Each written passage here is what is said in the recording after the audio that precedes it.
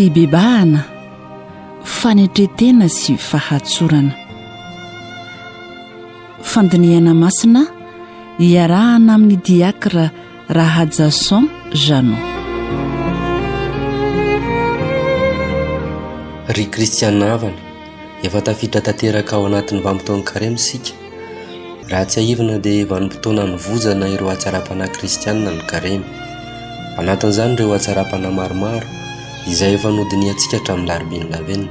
Miditra herinandro vaovao isika izao, ka ny hatsaram-panahy ny fanetretena sy ny fahatsorana nodiniantsika amin'ity herinandro ity. Ary androany isika dia andinika manokana mahakasika ny atao hoe fanetretena.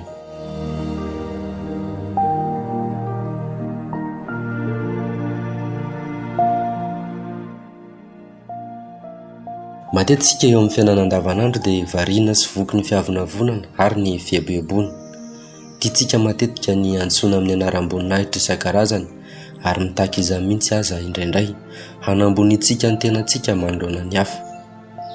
Izao vanim-potoana ny karema izao no fotoana hametrahantsika ny tongontsika amin'ny tany, hanampy antsika hitodika amin'ny tenantsika, fotoana hiazahantsika hiala amin'ny fiavonavonana izay isan'ny fahotana fototra ary sokajiana ho mifanohitra amin'ny hatsaram-panahy ny fanetretena. Fotoana tsara handiniantsika ny mahazanak'Andriamanitra antsika mena eo anivon'ny hafa. Fotoana hanetrentsika tena ary hanomezantsika lanja ny hafa.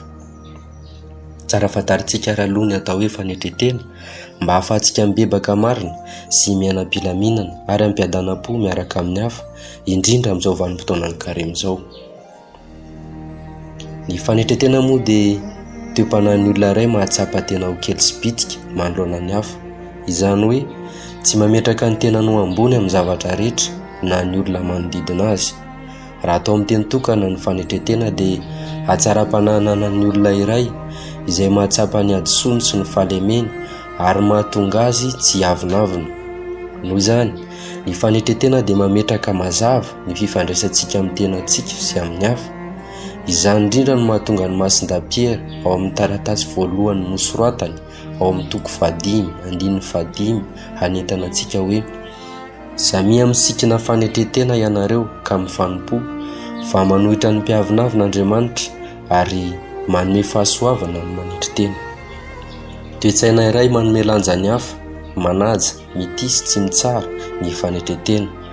Manamafy izany masin-daPaoly ao amin'ny taratasy nosoratany ho an'ny kristianina tao Filipa ao amin'ny toko 2:1-4 manao hoe: aoka samy hanetretena sy anao ny namany ho ambony noho ny tenany avy, samy tsy hevitra ny azy ihany fa ny amin'ny namany koa. Ny hatsaram-panahy ny fanetretena ihany koa no hanampy antsika hiaina ireo hatsaram-panahy hafa eo amin'ny fiainantsika. Izay no mahatsara-panahy fototra azy satria amin'ny alalan'ity hatsaram-panahy ity no teraka ao amintsika ny fahaiza-mizara, ny fahamaontinam-piainana ary ny fahazotoana ampy ny hafa. Sarotra ao antsika ny miaina ireo hatsaram-panahy voalaza teo ireo raha tsy misy ny fanetretena. Koa alao ery ary ry kristianina havana amin'izao karema izao, hiezaka isika hanokana fotoana handinika ny tenantsika ary eka mpanetretena ny mahatsinotsinona antsika, hanetretena eo amin'ny andavanandrom-piainantsika. Satria hoy Jesosy ao amin'ny evanjely masina nosoratan'ny masin-dà Luka toko 4:1-12 manao hoe: izay manetretena no hasandratra ary izay manandra-tena no hahetra. Hiaraka hivavaka isika.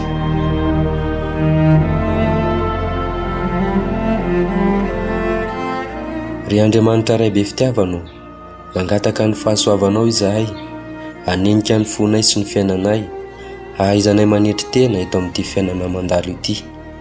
Ampio izahay hahay aiky ny mahatsinotsinona anay, ka hahay hanaja sy tia ny hafa tahaka ny tiavanao anay. Fa ianao ilay velona sy manjaka amin'ny taona rehetra mandrakizay. Amen.